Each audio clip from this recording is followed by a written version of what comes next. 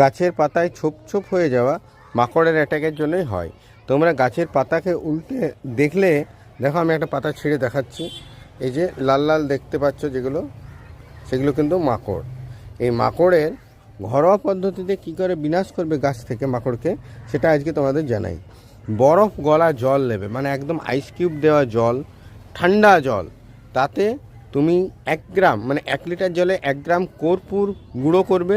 তারপর সেই জলকে খুব ভালোভাবে গাছের তলাতে ওপরে সারাদিনে অন্ততপক্ষে 2 বার স্প্রে করবে।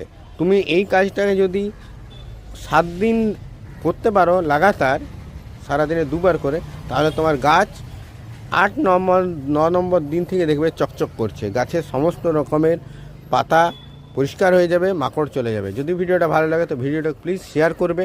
আমার চ্যানেল নতুন হলে চ্যানেলটাকে সাবস্ক্রাইব করবে।